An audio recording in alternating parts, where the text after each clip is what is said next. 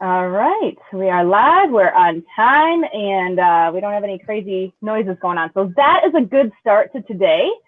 And the best thing on here is we actually have our first, I said dude guest, our first, Dude. yeah, our first guy joining us today. We have Mr. Ken Reil, the merch fairy. I'm sure needs no introduction for people, but, we can go ahead and share a little bit. So, all right. I like to kind of just jump in. First of all, thank you so much for joining us. Let's say that. I know that, like you said, you're asking if this is just shown in the Girl Boss group. However, we actually do share this with everybody. Basically, we have a page where everybody can hop on. So we do get to share you with everybody. And one of the things that I want to say, because I know that you don't get a chance to see unless you kind of have your wife sharing info for you in the Girl Boss group, that Amy speaks incredibly highly of you. I'm sure you know that. I know you guys are friends, which is amazing. But Amy Herberger just thinks the world of you. And it is amazing that you guys have actually kind of known each other from the very beginning, right? Yeah, I mean, she's been in the groups and I've been in the groups, and we've seen each other's comments back and forth, and I'm looking forward to meeting her in Seattle. She's going to be out there, so that's going to be a neat thing. But yeah, utmost respect for Amy. I love Amy. She's easily probably top 5, top 10. She's right in that inner circle of people that I would want to associate and have in my mastermind. Yeah, hands down for sure. And so with you guys both, like I said, kind of starting in the beginning and everything. I mean, you guys both are at significant levels with this, and you do this pretty much full time, right? Yeah, I have my own sign business, but I'm waning off of that, and yeah, do apparel full time.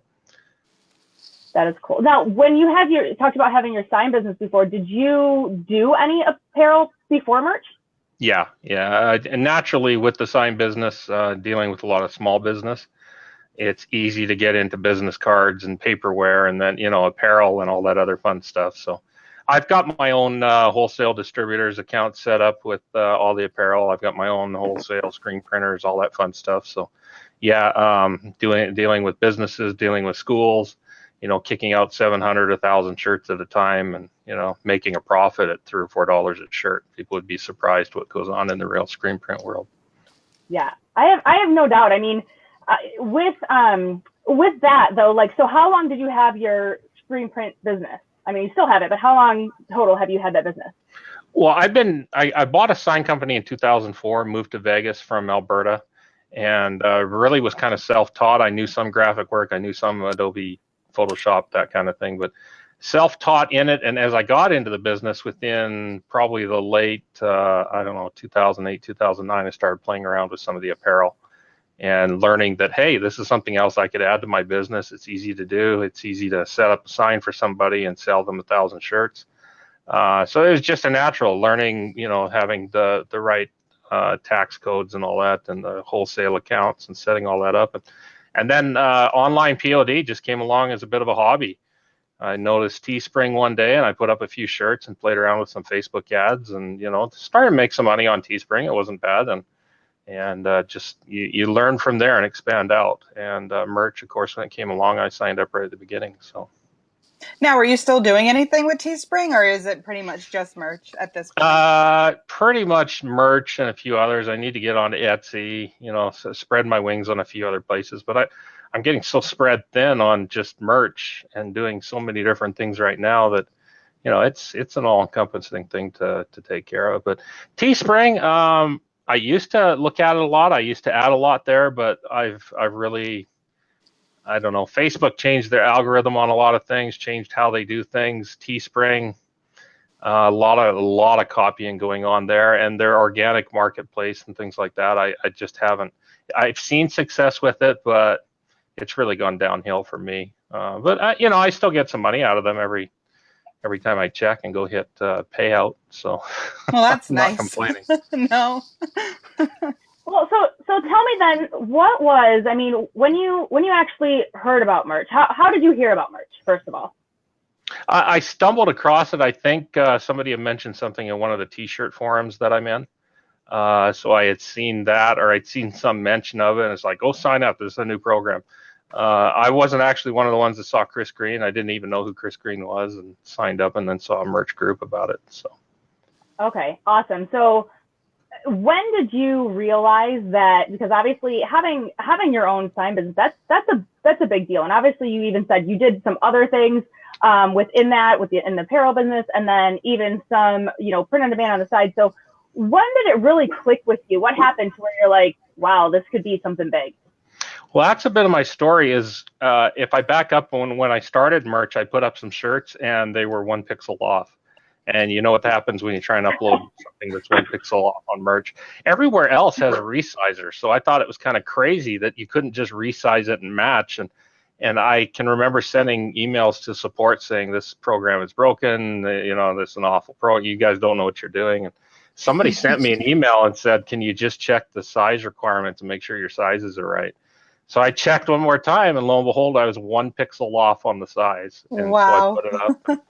I don't know, put up 3 or 4 shirts and walked away from it. And then in December, I noticed I got a deposit. And I was wondering what this deposit in my account from Amazon was, and figured out it was merch. So I put a few more shirts up. And the next month, it went from $12 to $25 to $100 to, by March or April, it was, wow, there's $1,000 or $1,500 here. And by that spring, April, May, I was saying, I really got to take this serious, because I get to sit in the air-conditioned computer office and do stuff, not haul around 200-pound signs out on the street in 110-degree heat. So that's really where I took it serious, was back then. I went from there.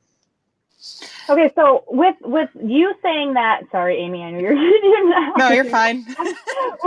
when you're saying that, you actually saw to where you're like, okay, I'm gonna start to take this serious. I know that a lot of people that I've talked to, it seems like there's that moment where I kind of call it like that belief check. We had it at the same time, like to where you really get excited about it. So for the people that are, getting involved in maybe it's going a little bit slower or whatever, what can you say that they need to kind of do to get that encouragement, get that, if you want to say belief, because I think that it can be a little bit slow going initially. Mm-hmm.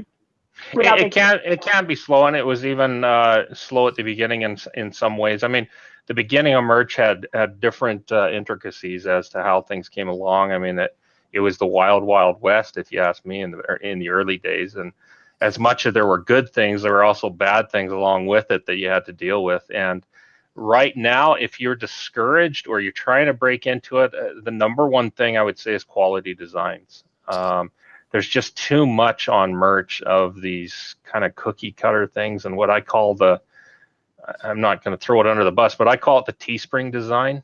And I don't know if you really know what I'm talking about, but Teespring tends to have this feel of a design, and everything looks the same, and there's no originality to it. And I think too many people get into that same crutch of, oh, wow, I saw these 10 ads on Facebook, so obviously they must be great. Well, this doesn't necessarily mean it's great design, but it's knowing your niche, it's knowing your research, and having quality designs to put up.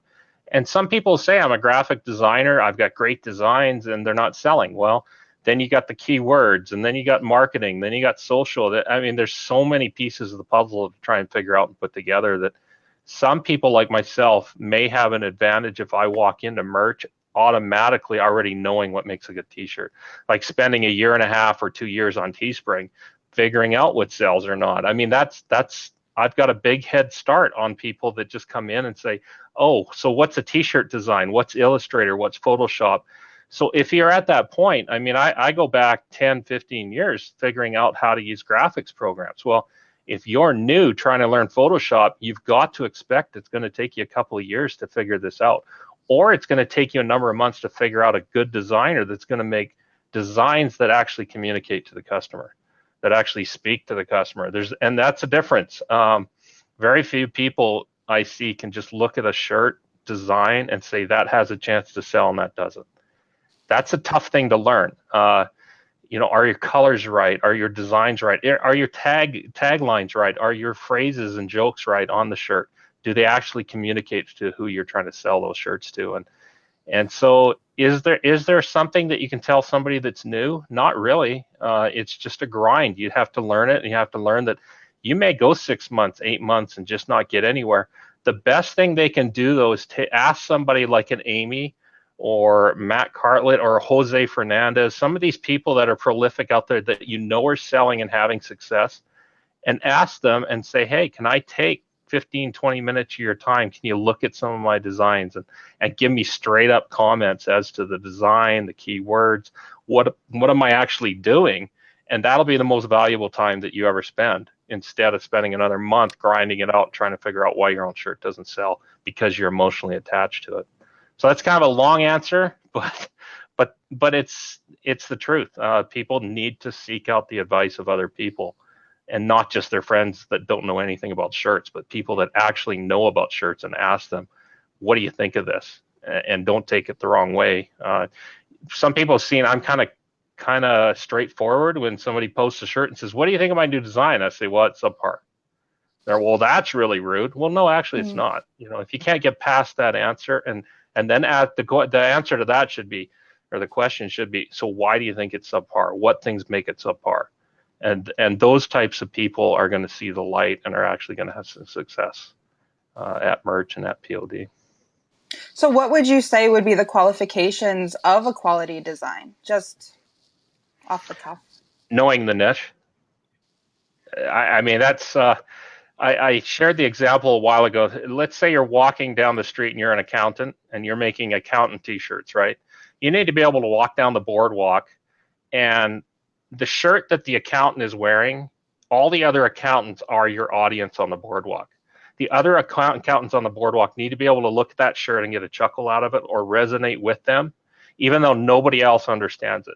If the accountant walking down the street looks at an accountant's shirt and says, that doesn't make any sense whatsoever, you've missed it, or those are the wrong colors, an accountant would never wear that color or that style. I mean, that's just an example. It could be hunting or fishing or moms or anything like that. And I see so many designs out there that don't resonate with the niche that they're trying to attract. They haven't done the research. I asked the question, have you joined some of the groups? Let's say you want to go into the chicken niche, right? How many groups in raising chickens are you in? Do you see the photos they post? Do you see the medical tips they post? Do you see the jokes they post? Have you done that for a couple of weeks or months? Oh, you cut out, so we're going to wait a minute. Hang on, you did cut out. Yeah, hang on. Yeah. He warned us prior to the show that sometimes he's got a little bug, maybe. Yeah. Are you seeing, by the way, Amy, are you seeing any? I don't see any comments. There, I'm back. Oh, there you go. You're good. Yeah, there's comments. Oh, you do? For some reason, it's not showing on mine. Well, that's fine. Whatever. I'm not doing a very good job at reading them. But no, you're right. I don't know why I can't see them. Kind of weird. Up here on these. Anyways, but yeah, you were saying that to learn the niche, take a couple weeks and kind of learn the niche, do a little bit of research on that. Well, go into Facebook groups, right? Some of the best value you can get are Facebook groups. Going into the wiki, going into these different places that you're going to find information. Put yourself in the position that you're actually, it's your hobby or your job or you like it, and all of a sudden you get a different outlook, instead of finding one of these micro niche lists, like go buy a research list and here's my next 50 niches to go into, hand it to your designer and say, give me 50 shirts based on these research words. What are you going to get? You're just going to get something. They might be really good looking designs, but it doesn't mean they have to resonate at all with those niches. And that's the major problem I see with people selling right now, is they haven't researched what will sell. Well, and I have to attest this. So I went through kind of a different transition, and so my husband and I do online retail. That's our main focus. We have a lot of stuff going on with private label, but I really enjoy merch. I caught the bug, last fall, and I really took it on, and I was doing, the designs, the research, and it was fun, and we were having a good time with it. And then it got to the point to where, we were growing, we were tearing up, we were getting more, slots to be able to fill. And so we were at that point thinking, okay, well, if we're going to grow this, if we're going to scale this up, it's got to be, more than just us. So we started focusing on, we really still wanted to grow this big, but we knew it couldn't be our sole focus. So transitioned over to, okay, I'm going to start working with a designer and, some things in that regard. And it's interesting because we did that because I don't like changing too quickly. Like I want to test something out. So I kind of forced myself to do this it was probably about 2.5, almost 3 months, where I was really relying heavily on a designer, which he had good skills. Like he can create very well. He had nice, typography, stuff like that. But like you said, and I tried my best, and even tried to coach a little bit, but he was in the Philippines, and I really, really liked the guy, and he made changes well, and whatever, worked well together. But at the end of the day, he did not understand the niches, the customer. That was huge because I would have to go in and I would be tweaking. I would look at this and I'm like, there's nobody in this that's going to wear this shirt. And it was just like this point, I'm like, you know what? I'm like, I don't know, outside of this being something that he cared about to really research each niche, which I think would be kind of difficult in a sense anyways, because he wouldn't know like everything that I'm picking, from our culture and stuff. He's not really going to know or relate so much. So just because the design was good, I was like, this isn't going to resonate. And I was just done. I'm like, oh, I just feel, it wasn't working well. They weren't selling well, of course. And I kind of wanted a little bit of a test though, because I do have to say, there's some shirts that I do see up and I'm like, what, how the hell is that stupid thing selling?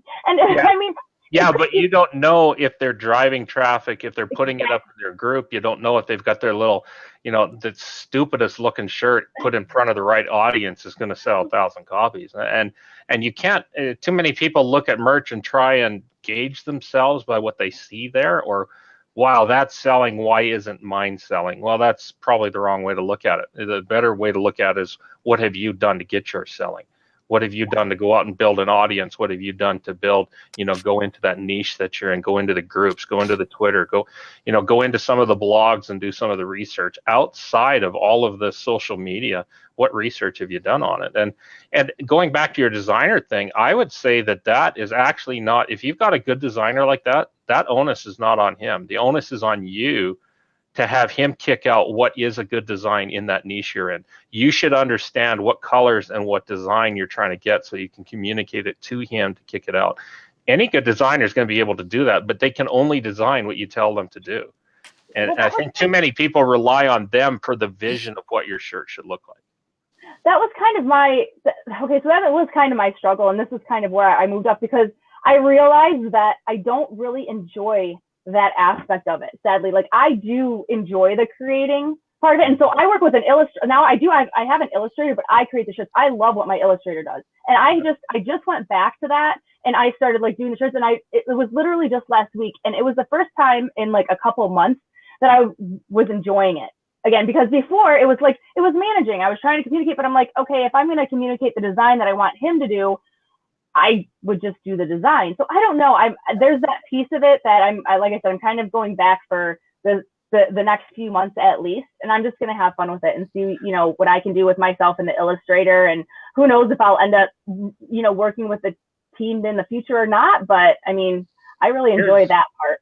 Here's probably a tip that I would give you, is that it's better to get a good illustrator than a good designer. Okay. Yeah. Just because if you've got the illustrator, you can get the components. Like, I can't draw a stick man. I can do a lot when it comes to vectoring and sign design and laying things out. And just because of my sign background, I can't go paint Mona Lisa. I mean, I have no vision for that. Getting a good illustrator to make the components for your shirts, because you have a vision of that, to make the funny unicorn or make the fisherman with a fly rod, to make those illustrations, that's really important. Or somebody that's really good at typography and laying out word lettering, right? Like hand lettering, somebody that's really good at that. If you can key into those things, that's much better than somebody says, I'm a shirt designer, and throw me your fishing shirt. Like, I want a fishing shirt that says this, make me a design. Well, you've just released the hounds to the designer, and you're taking what he's going to give you, and it needs to be flipped. You need to be telling them what you require. It's almost like scoping out a logo. If you've got a logo in mind for your company, you need his creative ability to bring it to paper, but there's something that you're visualizing on that. So it's better to get a good illustrator than to get a good designer. Yeah, that's my opinion. Now, do you design all of your products, or do you have a designer or illustrator, I should say? There's illustrators I use, but for the most part, I do stuff that I enjoy, that I've got an interest in, that I got hobbies in. Rarely will you find me in a niche that I'm just chasing down because it's one of the 100 that I've got to race the BSR and get shirts up. It's just not me. I'm not very good at holidays. I can break into holidays. I can break into competitive niches. It comes down to what your design looks like and things. But that's part of the enjoyment. I mean, myself, and I'll throw Neil under the bus. Neil can't draw a stick man, and please don't get him to design anything. But the guy's a genius on finding out what does sell and what needs to sell, and he has no emotional attachment to it. Sometimes I have more emotional attachment because I enjoy the niches that I'm in. I enjoy having the fun, and half the time I would wear the shirts because I actually like the niche. So it's just different approaches, and that's kind of what keeps merch fresh for me. Is it's almost like a hobby. It's just fun. You got to drag me away from it, as my wife will say. Well, I do have to say, like I said, I tried the other way, and it's just I'm excited to get back to how it was. Like I really enjoy it too. I know that Amy does as well, and I think that this is something where I see the majority of people that do well.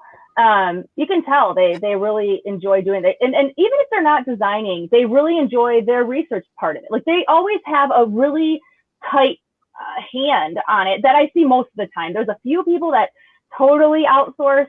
Very, very, very few that I know that have actually been able to do that successfully, to where they're, having somebody research and having some design and build a team. And that's very cool. But it seems like, most of the people that I talk to that have been successful in it, they really have one solid tight grasp of something. I know that, Matt Cartlett has a very good grasp on like his research, and he loves that. He loves taco shirts. Hey, killing it with taco shirts. Go after his niche. It's tacos. So, Amy, do you see any? Like I said, I can't. Just so you know, I can't see any comments on there. So if you see any, go ahead and pipe up and throw them up in there. What do you? I'd like to ask this. So you've been involved now. This has been a solid. Well, it'll be 3 years now, pretty much, right? I mean, obviously 2.5 because you kind of waited a little bit after you get started. But what is you said that you're kind of pushing the sign business off a little bit. What is your vision with merch? Like, is this like you're all in this direction, at least for like the time being? Like, what's your big vision with this? Big vision with this is enjoy life. I mean, to be honest, some people have pushed me pretty hard in my little inner circle and my mastermind to say, hey, you got to get your Etsy going, and you got to outsource, you got to get VAs, you got to get designers, you got to blow this up. And I come from a background where I had 100 employees. I had 40 truck drivers and 40 operators in the oil field, and I just, do I really want to go back to having employees? You know what? There's more than money in life, and to have a good life and to pay the bills and live comfortably. Do I need to be rich? I don't know. That's a question I think we all have to ask ourselves, right? And I'm comfortable, but to say, am I going to blow it up and try and do something crazy with it? Probably not. As long as I'm happy in life, that's the important thing. As long as the family's happy, that's an even better thing. So. I think that's a huge. Well, we like to call that stuff, instead of nuggets, we call them glitter bombs. But I guess today it's going to be the fairy dust, is what we call it. I think that's probably, I do. I really think that that's probably one of the most impactful things that people could stop and think about, especially with this. I don't think there's anything wrong with pushing really hard, or if there is something that you're going after or whatever. But just realizing in general in life, looking back and saying, like you said, I've done all that and it was great and I'd be successful at it. But ultimately, what does it mean? Like you have kids, you have a wife, like what do you really want to do down the road? And I think that's awesome that you're able to look at that but still have a blast with this and still be incredibly successful, obviously. So, and there's other things now that I'm taking a lot of enjoyment in, like Trademark Watchdogs is one that it doesn't make me a penny, and I got to watch it. it's getting back to the comment of my wife saying you're spending too much time on something you don't make any money with. But it's become a bit of a passion on the side because it's something that can change the industry, and not only for myself but for tens of thousands of other people if we get on the bandwagon with it and understand what that can do, and how that is the real thing that needs to be 10x. I mean, yeah, we can all 10x our business, but if we don't take care of some of these outlying things within the industry, all of us are going to be less than 1x. I mean, let's face the reality with it. So there's things that I get enjoyment from, and that's one of them is seeking out those things to kind of help the community, to help things that are going on. And I tend to answer too many private messages, I think, is the way my wife sees it, is, stop spending all your time helping other people and help your own account. But I don't know, if I focus too much on that, I think I become self-centered and I kind of lose focus on what makes me happy. So we do have a question from the chat. I feel like I'm totally jumping subjects though, but if you have the slots available, do you upload to everything or just standard? Only to what the niche is. You need to know your niche and know what's going to sell. There's niches that have no need with a hoodie, and it just pop socket in that niche is never going to sell. I mean, you have to understand what will sell and what won't. And I think the worst thing people can do is just blindly upload everything that they've got to everything, every color, every text. They take the white text and turn it white, and they put it on dark shirts, and they put the dark text on light shirts. And I mean, no word of a lie, I've been on a coaching call where somebody was wondering why they're not selling, and they've got 1,000 shirts up, and I look at their first brand. They have 200 listings in their brand. You know how many unique designs they had? Five unique designs, but it had been manipulated on font color. They had rainbow color. Nothing against some of these filter programs, but just because a filter program has 50 filters you can apply to your design doesn't mean that you need 50 of those up in your brand. Because Here's the idea. Have you ever walked into Old Navy and looked at the t-shirts and seen 100 of the same phrase in different colors and different styles? No, you see 100 shirts with 100 unique designs. The last thing a customer wants to see when they click on your brand is 200 shirts of the 5 same designs. And just you're overloading them with choice. And for the most part, I'm really paring down to 1, 2, or 3 colors on shirts. Force the customer to buy the best looking color on the shirt. Don't come in and complain that why is my shirt being shown on asphalt and I want it shown on black. Well, why did you lift asphalt? Well, there might be a couple of people that want asphalt. So what? Force the people who want asphalt onto the best color of your shirt. Force the people onto the best color because it's a hoodie. You're selling, I don't know, ugly Christmas shirts. Well, sell them on hoodies and go for it, because people are going to be wearing them in the winter. And that's the biggest problem I see with people destroying their accounts is they think that scaling is taking one design and scaling it out 50 ways. And they're just... I'd ask both of you, if you go to a brand on Amazon and click on the brand and the whole page is filled with the same product, what are you going to do?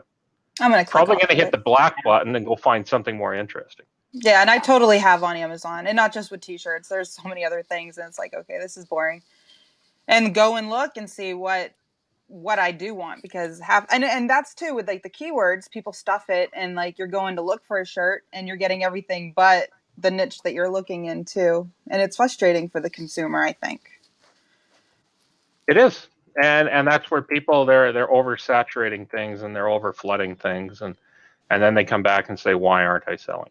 Well, that's what it is. And some people that have listened and backed off and pared it back and focused more on unique designs that are well researched within niches are finding more success. And it's not overnight success. It's over the course of 2 or 3 months. All of a sudden they say, hey, yeah, I've got a couple of good sellers in this niche. Okay, well, now expand it out and start hitting it with more unique designs, to start taking over, start creating a brand that people are recognizing you within that niche as a brand within that. And we see that on merch. We see different brands that will focus in on different niches and do very well with them. And that's part of the game, and that's part of the game people have to learn. So. I know I've heard you mention before in different Ask Me Anythings and the like about how you spend about 80% of your time on research. Mm-hmm. Is that over the course of time? Because it really sounds like when you're going into a niche, especially one that you might not be the most familiar with, just something that you're interested in, will you take the time, like days and weeks? Like what does that look like on average for you when you're going in on something new? On something new, I'm usually spending, I don't know, at least 2, 3, 4 weeks on something, looking into it. I almost never just, well, unless it's a trend. Trends are different. Mm-hmm. Trends, you got to be quick. I mean, trends, when they hit at 9 o'clock at night, be ready to stay up till 9 o'clock in the morning and have a couple of good friends and just go crazy. And so by the time the rest of the community's woken up, you've already flooded out the first 4 pages. That's totally different. Trends are a entirely different animal. But when it comes to niches, you've got to have some idea of what you're doing. And if I have no idea what I'm doing in that niche, I'm not going to make a design. It's a waste of time. I'm not even going to send something over to an illustrator if I don't know, like unicorns. If I don't know what kind of a unicorn people are buying, why would I even go and pay money to have somebody illustrate it? Why would I spend my time making up a design? And I'm a little bit different. I may spend 8, 9, 10 hours. I may spend a couple of days on a design. I may spend 15 minutes too. If I've got the idea and lay it out quick. Other days I'll just have fun and just start laying something out, and things change, and I look from the draft 1 to draft 30, and it's two totally different things. I might have 6 designs in between that, but that's part of the fun for me. So research, yeah, do a lot of it. Know Now, what you're doing before you do it. do you ever just throw spaghetti because you feel like it? That was actually a phrase I termed, was throwing spaghetti against a wall. And then people say, well, I threw lots of spaghetti and I'm not selling. Yeah, but you got to cook it first. Then they're saying, well, I got Oh, I really good like that. designs. I got really good designs and I'm still not selling. I said, yeah. Actually, the phrase was pasta against the wall. And then I got down to, well, you're throwing too many types. You got to focus. You've got to have it cooked, which means it's got to be a good design. You got to have good keywords. You got to throw it against the wall. And when I'm talking about throwing against the wall, I'm not saying spray and pray. I'm saying get into a niche and put up 30 or 40 shirts in a niche of 30 or 40 unique designs that are good and that have good keywords that are well placed within the niche, and see what sells.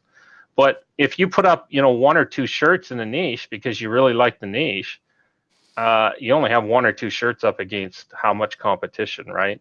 And unless you're driving traffic, unless you're doing ads, unless you're doing social media, putting it up in front of a group saying, hey, how do you like my shirt, and getting them to come over to it, you're just one hook in the water, right? You need more hooks in the water to try and catch anything. So how much do you actually experiment in different ways? Because I think, I've actually got to speak with you a few times, and I think that people don't realize how outside of the box that you think, and how trying a lot of different things, not just like with design, but like you mentioned, there's traffic. There's the first time I actually met you in person, it was at the licensing expo in Vegas, and you had already been there last year, and so I think that this isn't just something that's like, okay, well, yes, you had experience from before. You were able to recognize this as a great opportunity, but you're just not sitting back and, whipping up designs. You said you're taking this very seriously. So what other things, it doesn't have to be in depth, but what other things have you done? Like, you want to talk about the licensing or some marketing, or what types of things have you done that are kind of a little bit outside the box that, like, most people just aren't even in tune with? Of course, licensing is one. Licensing is a lot of fun, but it takes a lot to learn. And I'm a newbie at it as well. I'm no big player, but it's a lot of fun to be able to take somebody's brand and somebody's products and put them up and get sales, because you're riding off their coattails. And not really riding off their coattails, but taking their intellectual property and creating something new, because to them, you're just creating more sales, right? And you're gaining a certain amount of profit. They're gaining profit on something that, hey, let somebody take this into a new market and sell it. So licensing is a lot of fun. Local merch is not, I don't think I focused on it the way that, say, somebody like Mike Gall did, but local merch has always been there because I've been doing it on the side. It's nothing to do with 1,000 or 2,000 shirt order that has nothing to do with merch. But when I go do a graduation class for a high school and there's 1,200 shirts to do, And then all of a sudden they say, well, what about some of the custom orders? Mom wants one with her name on it. Mom wants the class of 2017. Well, it's not easy to do one shirt. Well, now you've got a way to fit in with merch. Alumni booster, like take your local high school. What about the booster for the football team? Mom wants a shirt, dad wants a shirt, grandma wants a shirt, grandpa wants a shirt, and all of a sudden you can start putting up a web page offering custom designs, one-off designs that they can go order on Amazon. Amazon can handle the returns, Amazon can handle the service, and you can even split royalties with the schools. I mean, you can get real creative with things where in the past you couldn't do with screen printers. You can't print one shirt with a screen printer. And I've done 1,000 shirts where I've had to put custom vinyl heat press names on the back of a screen print shirt. It's not a lot of fun. It is something you want to hire somebody to go do. But these are things that, hey, for the price, the economy of scale, it's very quick and easy to just put up a listing on Amazon and say, hey, here's your link, and pass it around, and then they pass it around. And so get creative with that. Fundraising with schools is another great one that you can use as a side. Hey, things like a guitar class, they order 300 sweatshirts and they have 3 new kids that get added to the class. Well, it's not easy to print 3 shirts. Well, it's very easy to put up a listing on Teespring or through Printful or Merch or whoever has the right color or style to do a one-off and print it. So people need to think outside the box with that, not only in local merch with how they do it, but how they approach understanding direct-to-garment printing and how they understand screen printing. And I'm a big fan of having people understand the industry, understand how things are printed. Number one, how do people even understand what a direct-to-garment printer is? And why the shirts where we see reviews, this shirt feels flimsy and thin, why that shirt actually makes sense with direct-to-garment, why screen printers use a certain type of shirt, what kind of inks are used, what's new in the industry. Have they ever gone to some of the new apparel expos? You're in the shirt business now. You've probably got a business license. Go hit the next apparel SGIA expo. Have you gone to a sign expo? Have you actually gone on the floor and seen how these things are printed and understand them? And it opens up your mind to what colors you can put on the shirt, what the shirt's going to look like, how it's going to wear, how you can sell it, how you can sell into local merch, how you can sell into all these other areas, licensing and everything else. So I think that it's great to have a lot of different, like you said, opening up your mind to different things as well. What do you think about, because like you just said that, people are on you about starting doing Etsy or, outsourcing or whatever with that. But what do you think about I call it the shiny object syndrome. Okay, so let's talk about, I guess, a little bit of a flip side with that, because as far as I understand, so you're mostly focused on merch for a really solid reason, and I think that clearly that's one of the reasons why you're incredibly successful. So what kind of advice can you give to people when they are looking at, all of these different things? Oh, I have to get an Etsy, I have to get on Redbubble, I have to do this. I mean, can Reil some people? No, because I tend to chase a lot of the shiny objects too. Not as bad as some of my friends. Chris is really bad. I gotta throw Chris under the bus. That guy has a new shiny object every 3 hours. But good with him. He knows how to identify them, and I think that's the best advice. Is you got to identify which objects are good, which ones you think you can actually use, and not get too many. Don't get so tied up on I have to get an Etsy store, I have to get this store, I have to get this integration, I have to get uploads going to every POD I can think of, and some of these people haven't even learned what a good T-shirt design is, and they, I've seen people with 300 or 400 shirts that you might be lucky if 1 or 2 of them are even good designs, and now they think that they're not selling on merch, that if I go put it everywhere else, set up an Etsy store and do all this stuff and pay for mock-ups and pay for integration and a Shopify store, that I'm going to get sales, and they're not, because they don't have the foundation for it. So pick out the things that are going to build a foundation and start to learn, with one thing before you jump into a bunch of things. Are you seeing any more comments there, Amy? Sorry, I'm trying to block out the sound from my dogs. There was one. Hang on, let me see if I can find it. I don't want to neglect people. There's actually, you know what? There was one from the group, and it kind of fits with what we were talking about as far as going outside the box. Licensing. Yeah. What are the qualifications do you look for in somebody that you might be interested in approaching for the opportunity to license for them? Wow, that is I know, that is loaded. no, but that is a big question. Licensing is really everything has a price, right? Every intellectual property has a price, whether it's from somebody that doesn't want any money, they'll just give you the art, all the way to people that says there's no way I would ever commercialize my art. But it's any kind of property. It's phrases, it's art, it's brands. I mean, it's from things that'll cost you nothing. It's from junior artists at colleges. It's your friend down the street. It could be your kid, all the way to the Marvels and the Disneys that are going to cost you tens of thousands, hundreds of thousands of dollars in guarantees just to secure a license. So to give you one straight answer, Google licensing. How do I license art for a t-shirt? Like that, you need to start diving into it. There's no tell-all be-all. The people that were smart enough to go to the licensing expo and spend most of their time in the licensing expo and not on the floor, if you haven't done that, you'll learn so much there that it's absolutely incredible. The even better part is that you get all those university courses as part of your admission, your ticket if you took that later on to study. And some of those things, your first year of going to an expo, that's more valuable than walking the floor and walking up to somebody. And I use the example, I don't know if Amanda, I don't think you walked with me. I think Linnell did. Yeah, Linnell did. We just chatted a little bit, but I think Linnell did. Yeah, and I saw some people from merch at the license show, and I think the mistake they made is they walked up to some of these booths and they said, so how can I license your product? And right away I said, you've asked the wrong question. You're looking at somebody that is paid money to be there, and now you're asking them, how can I license you? You should already know how you can license and market their product, right? You should already be there to look in and find out a backstory on these products. You should already know what you're going to do with that product, right?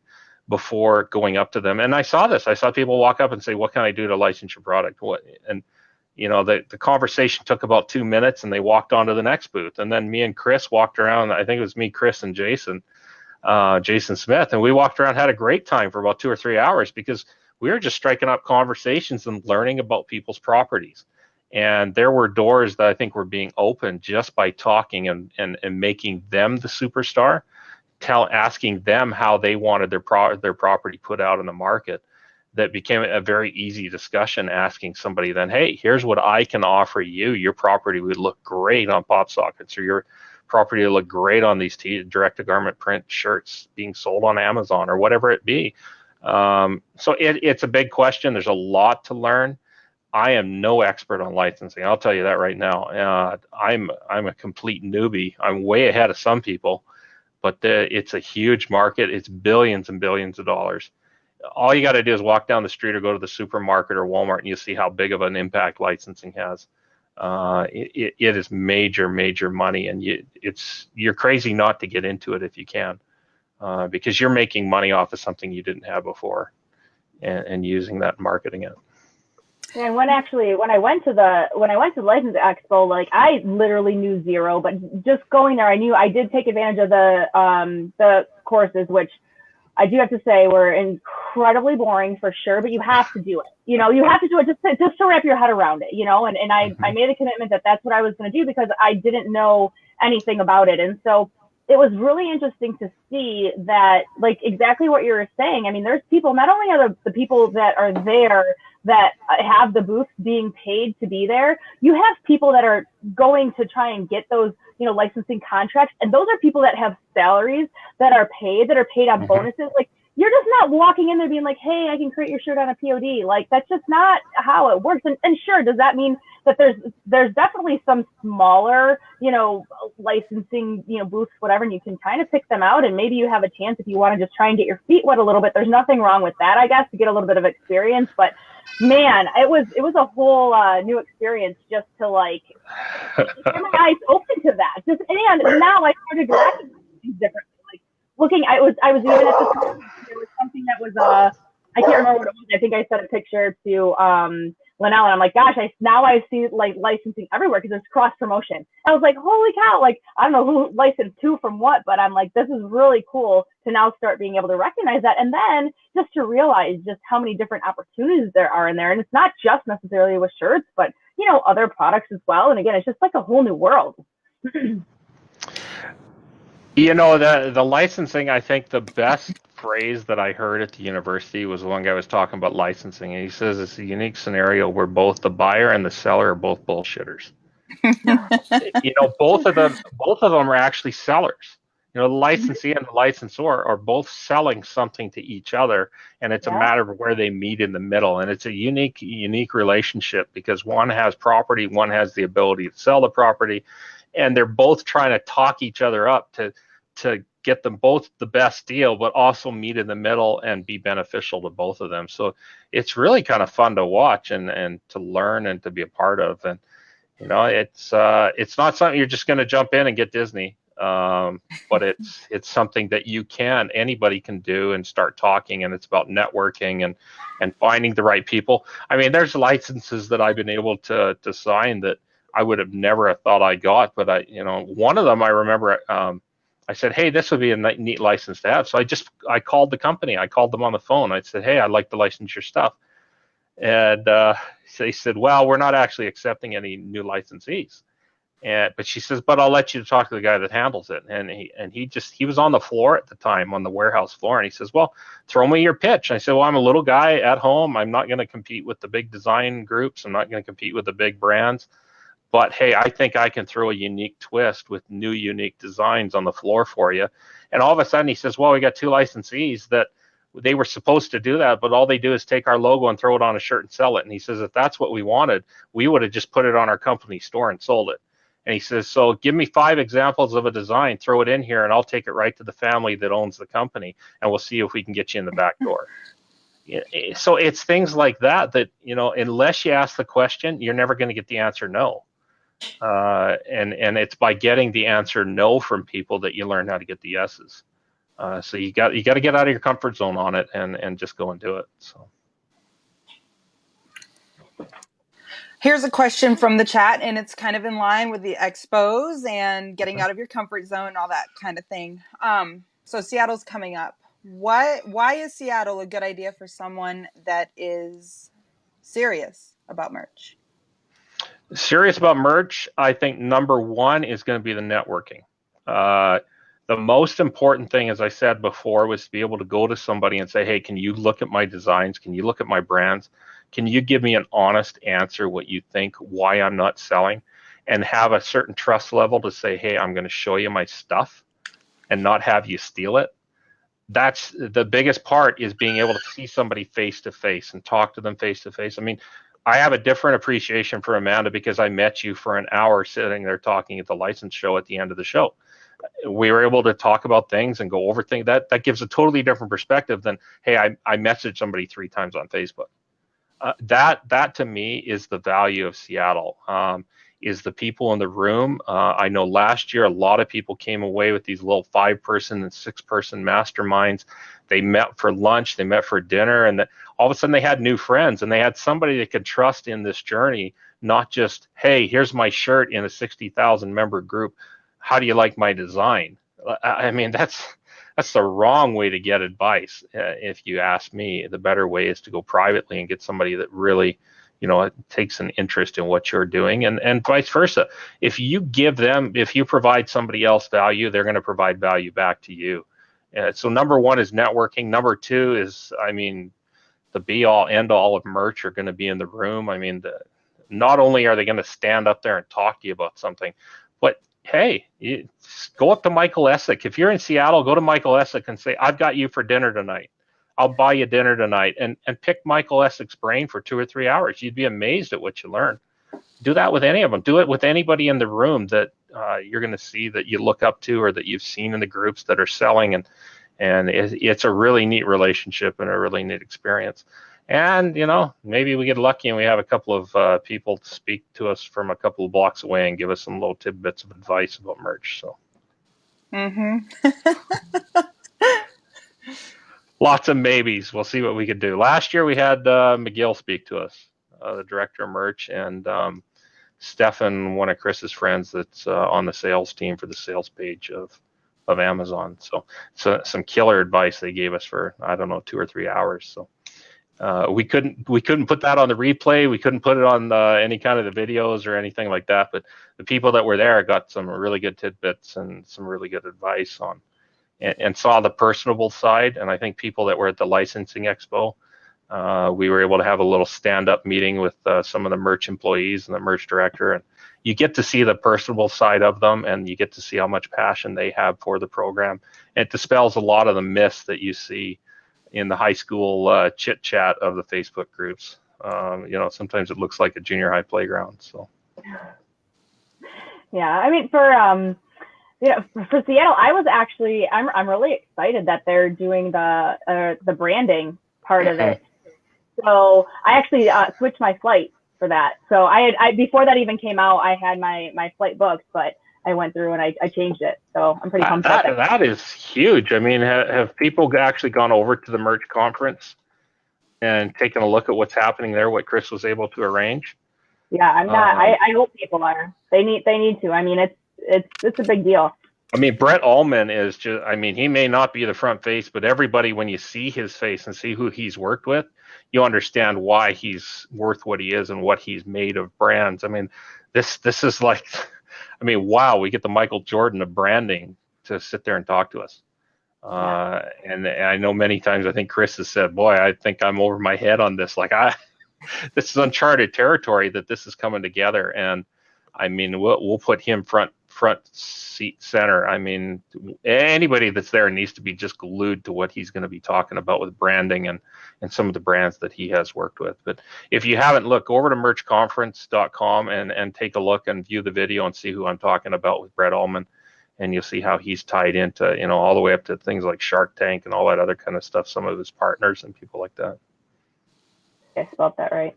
I whipped up and put the put the website on there real quick. So hopefully people can go to merchconference.com. Yeah, check that out. Get out there, come meet and visit with everybody. And I know a bunch of people that are coming out there, and it is going to be an absolute blast. I can't wait to hang with everybody. And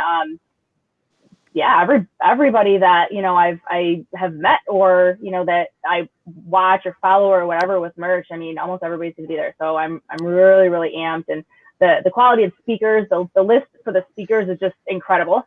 So I'm just amped to meet people and learn, and it's gonna be awesome. It's a little stressful. It's a great venue. I think way up there on the venue.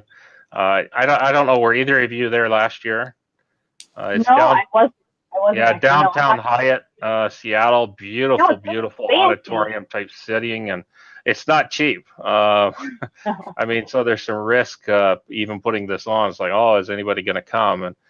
But I think the value really comes from being able to bring that core group of people together in a room, and the ones that walk out of there, there's nobody going to walk out of there and say, wow, holy smokes, I'm glad I came.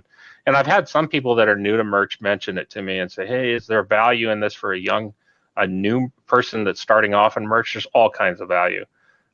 You're probably going to walk away with so many ideas that shiny object syndrome is going to happen, because a lot of these ideas have been very successful for different people, and now you get to see them all. I mean, we've got a Facebook expert in there. There's Shopify guys that just made tens of thousands of dollars of Shopify merch, people that know how to do designs, that know how to do keywording. I mean, it's just, I wonder sometimes if we're just overloading with stuff, because, and it's not a pitch. I mean, this isn't just to come here and pitch a bunch of courses and pitch a bunch of books. These are people that are going to give you really valuable insight as to things that you can do to build your business, building brands. I mean, I think the future in merch is you going to be building your own brand and building yourself out to a brand and taking a look at it like it's your own little private label. All of these big t-shirt companies started off small and built into a brand, and people need to be very cognizant of that and use merch as a wonderful platform with the Amazon traffic to build a brand.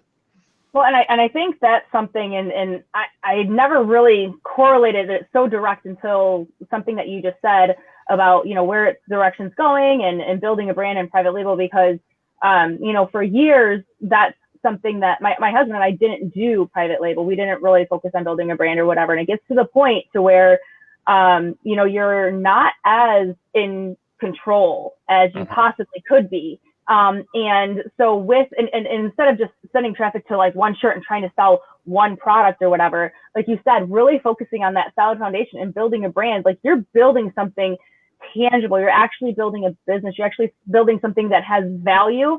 And I think you're 100% right, because there were so many people that initially with FBA, with products and everything, they were just able to get in. They didn't have to build a brand. They were just able to get in, sell, whatever. And I really do see like that's the transitioning that's happening. The big focus right now is private label and building a brand. And so here, I think that that's the nail on the head. And I think that if you want this to be something long-term and longevity, I think that that's something that you have to integrate into your business if you want to take it seriously, for sure. Want to know something funny? 9 out of 10 people in this room could answer this question, I think. What's the one brand on merch that everybody knows? Triple G Mavs. There you go, right? And sometimes I look at Triple G and I said, man, I don't know. There's a lot of listings there. I don't know. Some of them don't look all that great, but, you know, what does everybody in the community ask? Who's Triple G Mavs? Who? I mean, there's an example of somebody that built a brand. I don't even know what Triple G Mavs means. But do you know who they are, though? What's that? Do you know who they are? The Triple G Mavs, going back to the original talk.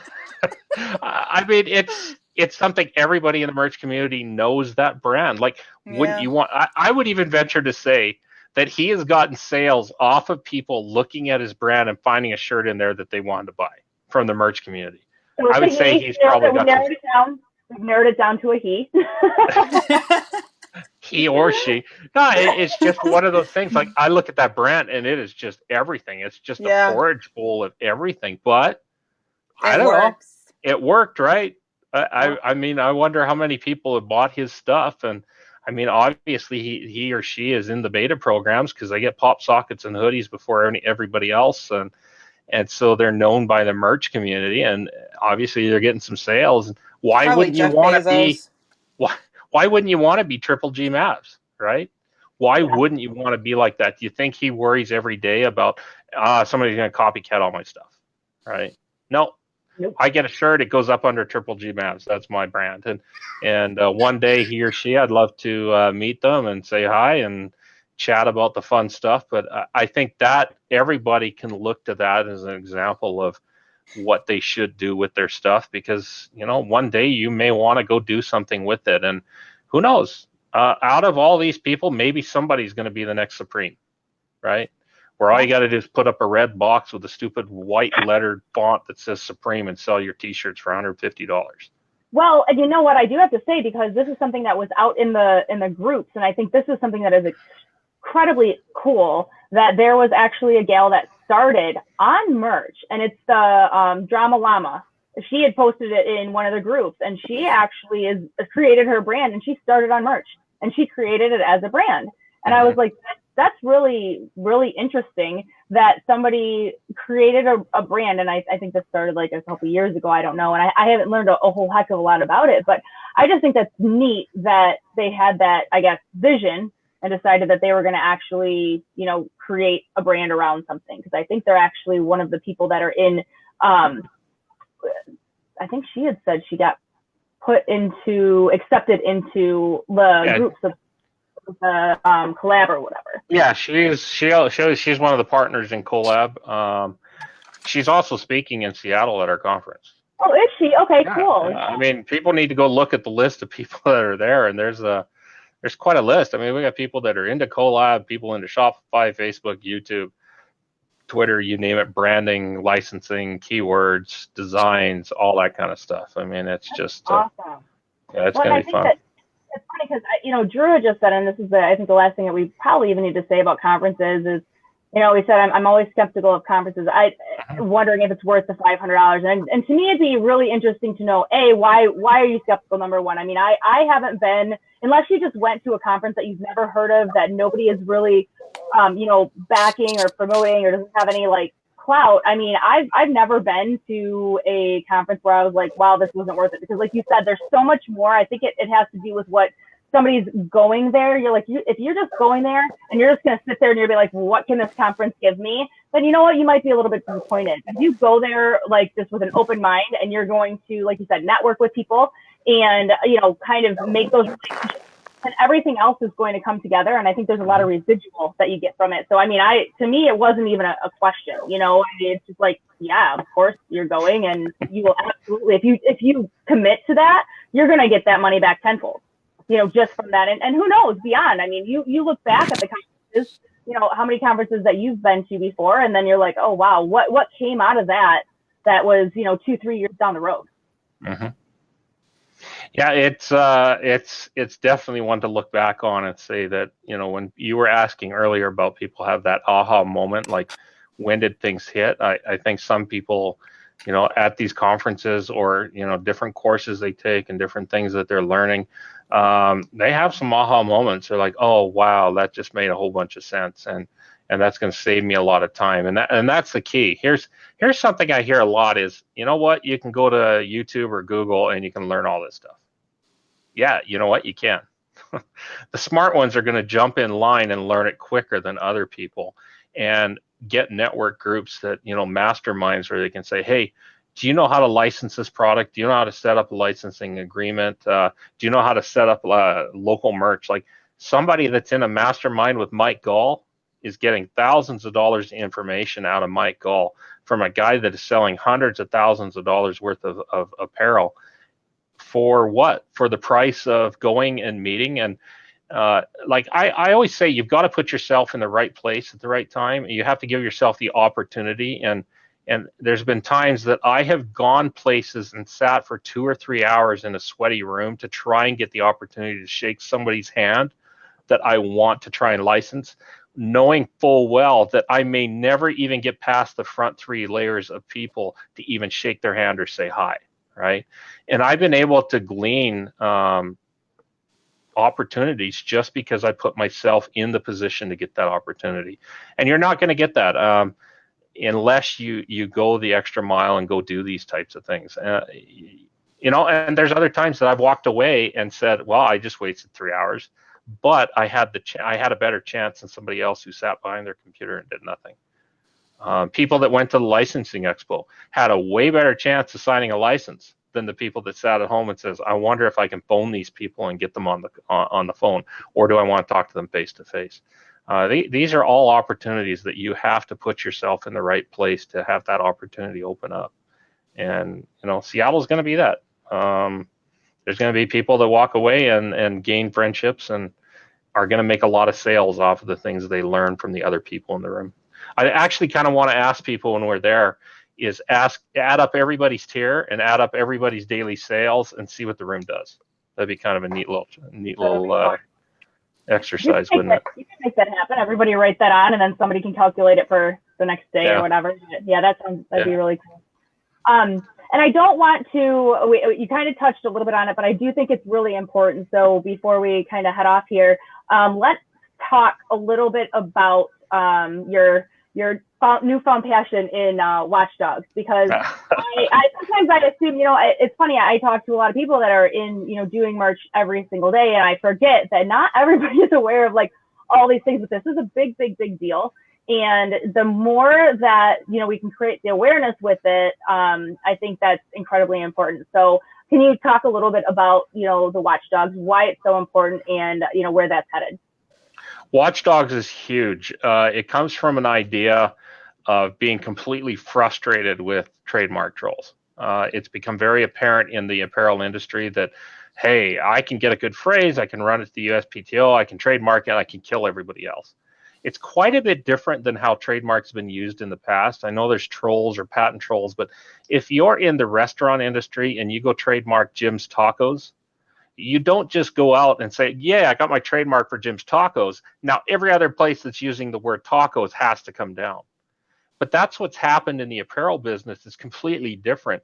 It's almost like the T-shirt is the tacos. And that's where we've missed the comprehension on this, is that the phrase shouldn't be what's being trademarked. unless you're Nike, just do it, which is completely, if you say the phrase just do it, there's one company you think of, right? This whole concept of t-shirt companies with 100 different phrases that they trademark has nothing to do with their brand. And I'll throw Mama Bear under the bus. If I say Mama Bear, who do you think of? Oh, you think of every Mama Bear shirt across the world. Like, don't give me this crap that you created the niche and you created the brand and you deserve the trademark. I'll fight that one until it's dead, dead, dead. And because you have no right to it. What you do have the right for is creating a logo with Mama Bear on it and trademarking that logo that is very distinctive to your company. But to say, I own the word now, I own the phrase, yeah, Goldilocks and the Three Bears would have an argument with you. But it just, the silliness that is going forward on this is absolutely absurd. People are coming up with a phrase and within hours submitting USPTO trademark applications for them. You haven't built anything on that. Come on. It's absolutely absurd. So I got to a point of just utter frustration and finally came across a letter of protest and said, wait a minute, this is free. We can beat up some of these applications. And I said, hey, I like jumping in the water. I like to find out if it's hot or cold. And I burn a field behind me. People that know me will find out I'll burn the crop and I hope somebody will fix where I've trampled things down. But I'm going to go forward and find out what the mistakes are, and I'm going to cut some ice. And this one worked out good. Within days, we were talking to people at the USPTO, the staff attorneys. Within days, we had a site. I mean, within hours, I think we had 1,000 people in the group. We need to grow that to 100,000. We need to really make the industry aware, and it's not just POD. It's everything tied to frivolous trademarks. And beating these back, and it can't be one person. It can't be one law firm. It needs to be 1,000 people spending 10 minutes a week collectively, and we'll crush this industry. We'll change the industry for how it is. The Patreon, we set that up, and that's just simply to pay for things like a full-time VA, to pay for legal costs. We do have Jake Preston Evans with us and his wife Monica helping us on the legal side, a trademark attorney. That costs money. He's got to put food on the table. It's not going to come out of my pocket. But here's the thing. If we get 10,000 people donating a cup of coffee a month, we change the industry. We absolutely change it. And I know that we have the ear of merch. They're watching this. The staff are impressed by this. It changes everything for them. It's across the POD nation. It's Teespring, it's Redbubble, it's all these other people. We need to get the managers online and just simply say to the trolls that enough's enough. And spread the word. Join it. There's no obligation, and just do your part. Put in your 10 minutes a week and see what you can do. Yeah, we definitely need to put that in the comments here. So you guys link, I know that you guys are on here. You can go ahead and throw that link in the comments for the Facebook group. And like you said, on there's the Patreon option, and we jumped on that right away just because, I mean, I know how frustrating it is. You know, you hear about people getting having different issues, and just to not feel at a total loss, because especially when a lot of people are just involved, maybe they're not making enough to be like, okay, I'm gonna fight this, or maybe I've actually had a takedown, and it's something that I'm gonna be working with the attorney as well. And honestly, it's not even a shirt that sold, but they are so off base. Like, I don't even care. It's actually a very bad design. It was from the designer that doesn't even know. Like, it'll probably never sell.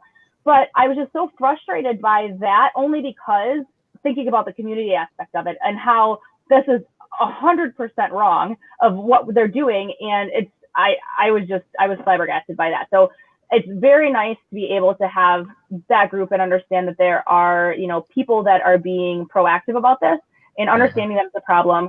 And, thanks to you. And I'm going to say his name wrong, but it's Dave Kadif. How do you say it? I'm gonna pass that cat off. I'm gonna pass that on to everybody that's a moderate admin there.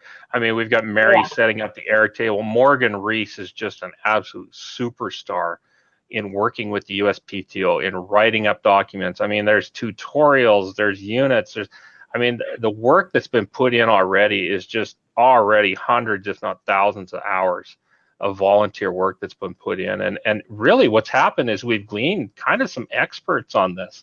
People have delved into it so much they've become experts on what they're doing, and we're getting real legal advice. A couple of other things is Merch hears our pleas.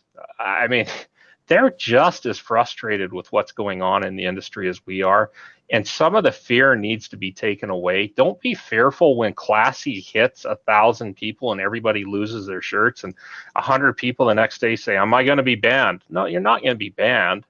I mean, they see this, they see the plight, and I mean, this needs to be industry wide, and people need to understand it. The other thing we need from people is when I see somebody come in and say, hey, I got a takedown for this, it really gets me mad. What can I do to fight it? Well, number one, you need to actually get off your sitting on your hands and get up and do something. Sometimes it does cost money. It may cost you a couple of $100 in a loss to go talk to a lawyer and send a letter. And you know what I'm finding with these trademark trolls? You get an actual legal attorney to send a letter to them fighting them, and I've yet to see one that says, okay, we'll see you in court. Because they're going to lose. The USPTO has even told us, like something like Classy, we brought up that example, and they said, well, that's absolutely not the way trademark law works. That's not how this trademark should work. So you see them in court, and you're going to beat them. These phrases, my mom likes unicorns in the rainbow and the sunset, is a trademark. Well, you know what? You send them a letter saying, I'll see you in court. I'm going to fight this. I'm going to submit an admission to the trademark office to have your trademark revoked. And all of a sudden, the whole tune changes. But up to this point, nobody's done that. Everybody's run scared, and the trademark trolls know that. They know they can issue a takedown. Everybody's going to bitch and complain and not do anything. Well, now is the time to start fighting back. And like I said, I'm not out here begging for subscriptions or donations. I'm just saying, if we get 10,000 people at $2 a month, a cup of coffee, or 10,000 people putting in 10 minutes a week, this whole industry changes. And we're going to have people like Merch riding with us. They're going to be pushing our shoulder. We're going to have Teespring.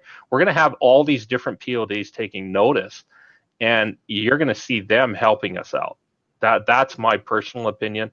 And when that happens, everything changes for all of us. It makes them more money, it makes us more money, and it crushes these trolls. Yeah, absolutely. And that's the thing. People need to go over there right now. I mean, you don't have to beg for it. Thankfully, I mean, these people are donating, like you just said, all of the moderators, all the admins in there are donating their time, their effort, their, focus on even creating something for the community. So the fact that that's there at very minimum, if you're not going to go in and start making the steps, maybe you're not there yet, maybe you're just getting started, whatever, go in there and pay the $10 to get part of this group, at least minimum. I mean, I'm just saying $10. You can put whatever you want. I'm saying minimum $10 if that's like where you're starting.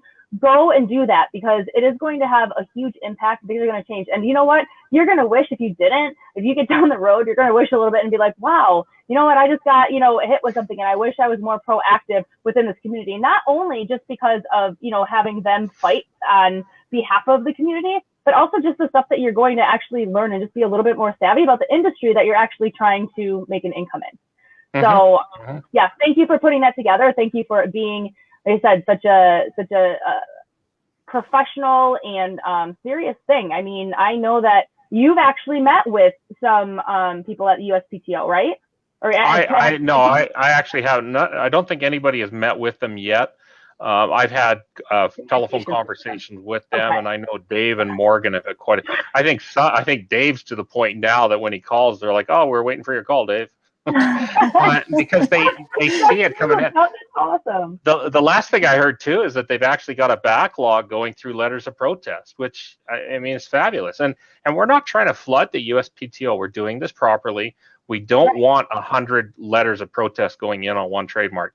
We got very specific rules that they've told us to follow, and we're following them. And my statement is, and I've taken some heat for this on going after trademarks. And obviously we're doing something right if I'm getting some heat on this. You know what? If you put in a trademark application or you have a trademark and you cannot defend it, you don't deserve a trademark. Because that's what trademark law is all about, is defending your trademark, that showing that it is valuable to your brand and that it is identifiable with your brand and there is no confusion that it's your brand. And if you can't buck up and fight that, and there's some reason, then nobody in their right mind deserves to have that trademark. And that's just the stance that I take, and I just have very little sympathy if you can't buck up or shut up on that one. Totally. Well, all right, Amy, do you have anything else on your mind here? Any comments? No, but going back on the whole watchdog thing, I'm very grateful, and I mean, I've been meaning to get in there and give you guys 20 minutes of my time and filing some each week. I haven't. I am a proud Patreon. Yeah. So I'm glad that I get to contribute in that way. And I'm really grateful that, there is this huge force that is fighting for this, because even though like you might not be affected by it now, you will be eventually. Mm-hmm. And it is going to be taking money out of your pocket. If you've got that shirt that's selling like hotcakes, and then somebody decides, hey, I'm just going to make this silly mock up, throw it to USPTO, give them the money and screw you all. I mean, that they're going to hit you. So this gives us all an opportunity to protect ourselves and the community. So thank you so much for setting all that up. All You're the welcome. admins in there. The work is the group, and that I've said from the beginning. I can't shoulder this. I'm not going to file. I've only filed a couple of letters of protest. I filed the first one in the group, and it was like, wow, I don't know what I'm doing. But 10 minutes later, I had it filed, and I can't believe that it was actually accepted and it beat the trademark application. We've learned a lot since then, but there's so much credit and thanks that need to go out to so many people in the group. And the thanks go out to people that come in and say, hey, I've been here for a day. I got hit with this takedown. I filed a letter of protest after reading your units. And then 2 weeks later, they come back and they post a screenshot of, here's my acceptance, and the application's being beat. Yeah, that makes it all worth it. That makes me walk out of the house and say, wow, we accomplished something. And when you're saying, do you want to expand your business, Ken, or whatever, that there is all the gratitude and all the things that make me smile walking out the door, knowing that we're changing something and having a real effect on people's lives. I mean, dollar by dollar, it adds up, and it's millions of dollars that are at stake here. But it's a collective. One by one is not going to beat this. We have to get together as a community and make this big, whether it's Etsy, whether it's handbags, whether it's Create Space, Kindle, whatever it is. People need to understand that we got to come together. We need to get legal aids. We need to get legal schools. We need to get people, but we need to get media. If you know people in publishing or with newspapers or with radio, we got to get this out there that it's a problem and that it's affecting tens of thousands, hundreds of thousands of dollars a day in sales and people's profitability. And in some people's cases, it's killing their business because somebody frivolously took out a trademark. Yeah. I've heard of people losing their entire Etsy accounts off of a frivolous troll. Yeah, for no reason. There's no reason for it. And I don't blame Etsy and Merch either. They are stuck in the middle. They are not the mediator. They are not the referee. They can't step in legally in these cases. It has to be us showing that we're going to fight back. And as I said before, you show that you're going to fight back and do it legally and hire a lawyer and send that letter, you'd be surprised at the reaction you get. Well, all of a sudden, the table turns. Well, and that's the thing. Like, and for me, I'm like, well, you know what? At this stage in the game, I do anticipate, continuing to go on, and I have a long-term vision with this. So with that, like I said, I probably would never sell one of these shirts, but would I, use the phrase or whatever? Yeah, absolutely. And the fact that I know that there's no brand confusion going on with this. I mean, there's not even close. And actually the words aren't even the same. I'll pony up for a little bit of education and a little bit of learning at this point. And, we'll see if we'll bring it on maybe there'll be a case study and we can share a little bit of that later once we get through it. And I think that will be helpful for other people as well, just so that they know, like, oh no, I'm just not stuck just because they have, a lawyer letter here, which really doesn't necessarily mean anything except for they paid somebody to write you that. So yeah, and there's templates. Morgan mentioned there's templates for all of this kind of stuff. I mean, as we need it, we're adding it to the group, we're adding it to the files, and I'm just going to put one more plug. We need to get to 100,000 members. That's my goal. I think we're coming up on 5,000. Well, we got to times that by 20 now, and I think we can do that over the next course of 2-3 years. This is the long haul. This is the industry change, and this is eventually my focus and my outlook is one day watchdogs will be viewed as don't go messing with filing for a trademark because they're going to be all over you. Yep. Unless you're Nike with Just Do It. I have no problem with a brand that puts in a legitimate brand because they'll have no problem defending it as a brand, and we're not trying to make extra money or extra hardship on them. but something needs to change, and it's going to change, and we're just not going to roll over unless it does. So. And the people filing for these trademarks, they know exactly what they're doing too. And they don't care. Oh yeah. They don't care. So, or they don't know, and they just see everybody else doing it. It's like merch. Yeah, hey, I saw 10 shirts up there, so I put mine up. And that gets back to the whole thing. Like, just because you're following, just because you got your driver's license doesn't mean you have every right being on the interstate driving yet. That's just the way it is. Ignorance is not an excuse. If you're part of it, you're part of the problem, and it just needs to change. But yeah, you're right. These people know what they're doing. They know the moment they get that registration number in their hands, they're going to write a cease and desist to every POD they can think of and kill everybody. And that's not how trademark works. No. Well, we'll teach them with that group. That's for sure. But, get them where they hurt. Right in the pocket. But thank you so much for your time, Ken. Really appreciate it for sure. And obviously all the wisdom that you shared. I know, like you said, your wife's probably over there being like, "What's going on?" You can pay Hey, I can see girl boss right next to me here. So don't go messing with me. Don't think that I have no tie into what's happening. I think I have a daughter and a wife in there, so don't think everything is a secret. All right, noted. All right, guys, watch out.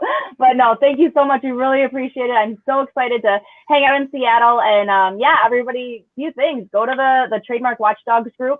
Absolutely sign up, Patreon, do that. Go check out some of the files if you can. Get up to speed on that, and then join us in Seattle. Sounds good. All right, bye, guys. Thanks. Thank you.